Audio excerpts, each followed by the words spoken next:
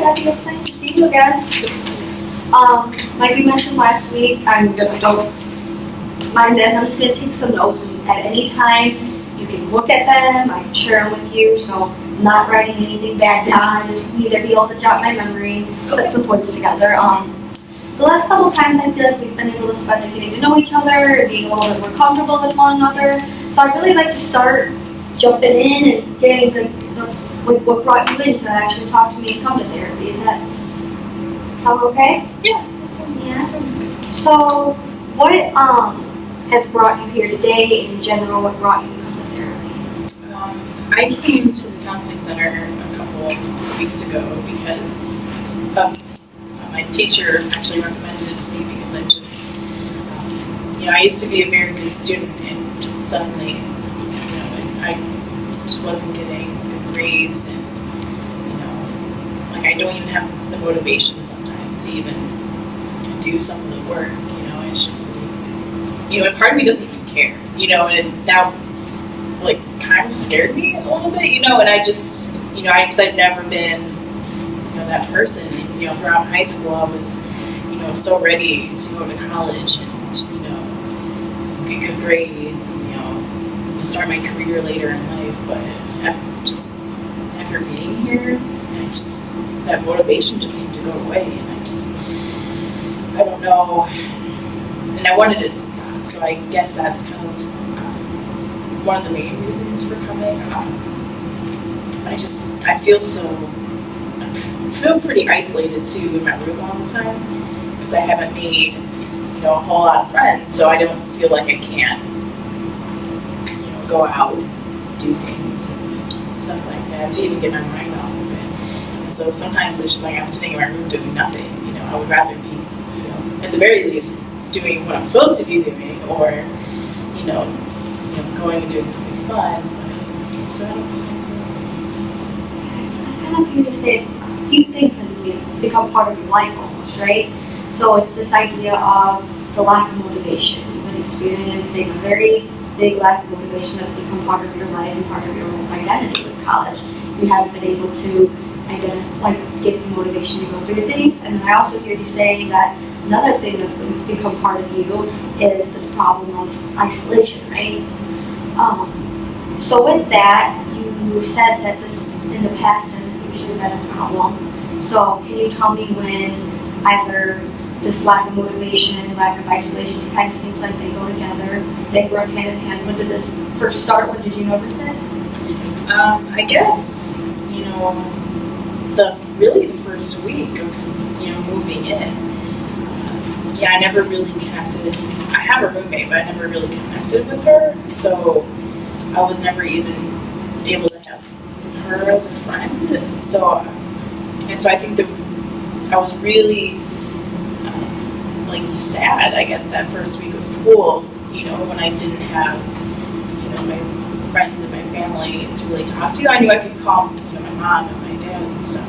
My friends all went off to different colleges, or they're working, and so I felt like I was bothering them, just, calling and telling them that, I'm sad. I just felt so, pathetic, because I wanted to go away to college so bad, and I was so sure I was ready, and then when it happened, it wasn't good, and so I felt kind of, I felt bad about that. So I think that's when it kind of started. But I had, for the first couple of weeks of school, I had my motivation still to do schoolwork. That's kind of what I was focusing on. And then we just had a really big project in one of my classes, and I just want to do it, and that was kind of a new thing for me, so I didn't know how to take it. Okay, so we're in the second half of our second semester here at college. You said within the first couple weeks you still had it, you still felt motivated, you weren't really identifying this lack of motivation or lack of isolation. So was there anything that you can, maybe we can talk about what was going on at this time? What happened? Was there anything the second week that came up in your life? Was there any actual changes? If you can't necessarily point them out right now, that's fine, but maybe just if we could kind of like bounce back and forth with each other, what was going on that second week of school? I guess I don't really know. It was just a lot. I think part of it is the workload was more than I thought it would be. I took advanced classes in high school, but it still wasn't the same to how college was, and college kind of threw me for a loop too, because it seems like I had a lot of free time too, but I had time to do all the work, but because it was so much, I didn't know how to, I don't know, work. I didn't know how to manage my time, so it kind of, once I got behind, it kept getting worse and worse, and I think maybe that's what happened. So when this big project came around, I didn't even think about touching it because I had so much work to do before that. So you noticed like around that time it was just like the workload, like you weren't used to everything, you weren't used to having all these extra stressors in your life or all these extra projects coming at you in the schoolwork was just a lot. Was there anything else that seemed significant that was going on in this time besides just like not being used to having all this work? Was there anything going on whether at home or within your friend groups? Is there any like thing that we can specifically talk about? I know you mentioned like your roommate, you don't get along very well with her. Yeah. Do you think that has anything to do with what's going on? It could. Yeah, my roommate has a lot of friends actually, from what I could see, but and so I just feel, so when she goes out with her friends, that's also kind of when I lose that motivation too, because if she's going out and having fun, then I kind of think, why should I, sit up here and do my work, so I usually don't. I, surf the web or something that I'm, not supposed to be doing, but do anyway. But I would prefer to be, spending that time with my friends back home. But like I said, they all have their own lives, so I feel like we've also kind of drifted apart too, and that's kind of been stressful for me too. So I hear you saying a few things. Still bouncing back on the isolation. I feel like that's what's coming out here. Is that other problem that we talked about that you kind of become part of you, right? And these two things together are creating the stress on you, which is then in return not helping with the motivations. Am I getting this correct? You can tell me if any point I'm not understanding it right. Does that seem right? I guess that's right. So how do you think then these two things are impacting you, whether it be, I know you like mentioned, I'm having trouble doing my homework and stuff. How do you think they're impacting you, whether internally, externally? Do the people around you notice anything? Your family at home? I think my mom has noticed, because she noticed that I haven't been really calling her as often, but I think she just thinks that I'm doing the college kid thing and on my own and hanging out with friends all the time, so I'm not calling home. My teacher noticed it the most because it was her project that I didn't want to do, and she knew I wasn't that type of student, so she was very concerned. But otherwise, I don't think my roommate noticed because we don't really talk, so I can't imagine that she cared enough to really notice. Yeah. So, and I don't really have any other friends that would notice, I guess, so. Okay. So within all this going on, I know you've mentioned it's mainly affecting your schoolwork. That's kind of what I'm getting out of it.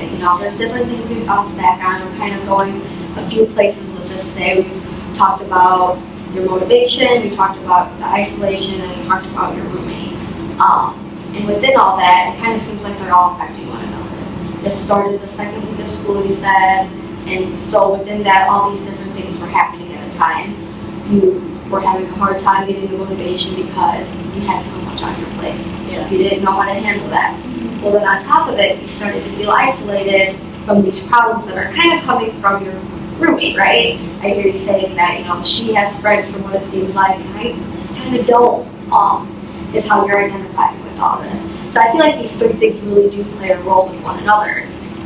they kind of are, they're all three separate things within you, but then they're kind of one thing, right? Right. They each connect in one way or another. Yeah. What would you say, and I kind of think I have an idea where this might go, I kind of want to know what you think from talking back when you first started and what was going on. What would you say the thing would be that you would want to kind of I would say target to then maybe help men and help with working through the rest of these things? What would be the thing that you would identify most with? I guess making friends. You know, I never felt like I've had a problem doing that, but you know, now that I don't have my friends that I grew up with back home, I realized that I didn't know how to do it. You know what I mean? That sounds so dumb, but yeah. you know, I just don't know. I guess how to even interact with my roommate. You know, and you know, like you said, it's affected all parts of my life. You know what I mean? And I think if I make friends and I use them as a not use them, but have them as a way to release some stress or have somebody to talk to. I think help me academically and emotionally too. Yeah. So talking within this then, so now that you've noticed that, I think this might be the main thing going on right now. I'd like to have a group of friends where I be connected with, right? If I'm connected, maybe then I would get more motivation, and maybe they'd be able to help me. Maybe they'd be able to go, you know what, Debbie, we need to work on this today. No, sorry, we can't hang out. We gotta do A, B, and C. You gotta go get your work done. So just being connected within this school, this university. And you said you didn't have trouble doing that back at home, which I find interesting because, talking with me, you seem like a very open person. So what do you think is the difference then coming here and trying to make friends? What's the thought process going through your mind? What have you been thinking? Is there anything different in your life that you feel is maybe affecting whether or not you go out and try to make these friends? I guess I don't really know. It's been, I wasn't always shy back home, but when I came here and I was surrounded by people I didn't know, and away from my family and my support system, I kind of withdrew within myself, and there was an incident over winter break where I was invited to actually go out and do some things with some girls from my class, but when we got there, one of the girls noticed one of the scars from my self-harm, and after that they didn't really treat me the same, so I never hung out with them again. And so now I don't even want to try anymore, because I don't want to feel that I don't know, rejection again. I guess I don't know. It's kind of scary, Yeah, and it is. It's already intimidating enough coming somewhere so big and not knowing people, and then when you have these feelings of isolation and loneliness, lack of motivation, and then when you finally do put yourself out there, you kind of felt rejected as it was. So then it's how do I get back in there? Yeah. So throughout today, I feel like we've been kind of talking about the story of your life, the story of how you've come here, and you keep saying I used to be such a really good student. I heard you say in the beginning, I used to get these good grades at school, and it never was a problem for me. But now, in this chapter of my life, things are kind of different. So I think it would be really important to work through all these different things, because you have your past, and I feel like you're able to identify this is also these scars, that's a mark on my book that I can't fully get rid of, right? I can't fully erase it, but how do I then embark on this? How do I embrace this? And how do I just get the confidence of not being rejected? Yeah. So talking about this all, your story, so kind of going back, so you started out here, first couple weeks were bad, and then things with your roommates kind of seemed to be the lack of connection with her. Maybe you identified that probably has something to do with my lack of wanting to be connected to school in general.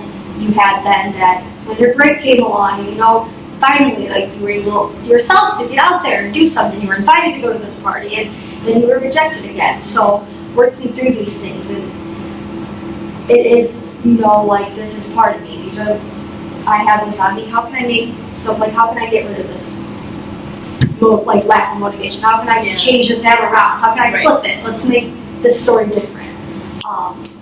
So I'm thinking that maybe next week I'm going to give you an assignment.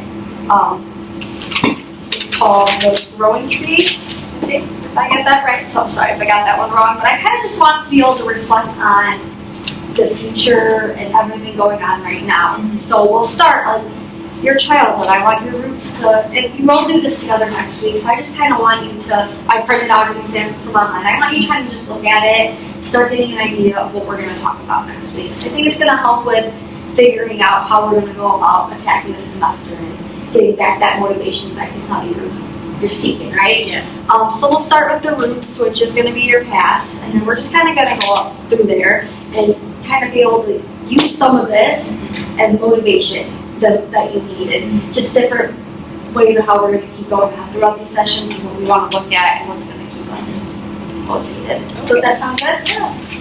Thank you for meeting with me, Debbie. You have a good rest of your week. Okay. Thank you.